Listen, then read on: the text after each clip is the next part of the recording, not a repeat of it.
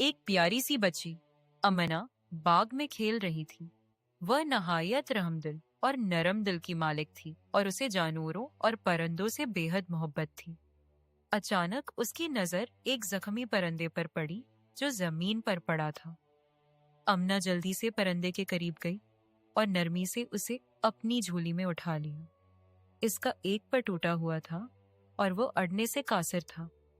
अमना उसे घर ले गई और अपनी माँ की मदद से उसके जख्म पर दुआ लगाई। फिर उसने परिंदे को एक छोटे से पंजरे में आरामदायक जगह दी और रोजाना उसे पानी और दाना खिलाने लगी। कुछ दिनों बाद परिंदा बेहतर होने लगा। वो चहकने लगा और अपने पैरों को हिलाने लगा।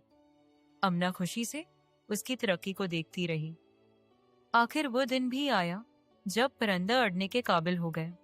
अमना उसे बाग में ले गई और आहिस्ता से अपने हाथ खोल दिए। परिंदे ने खुशी से फड़फड़ाया और फिर हवा में बुलंद हो गया। अमना खुशी से मुस्कुरा दी। इस दिन अमना ने देने की खुशी को महसूस किया।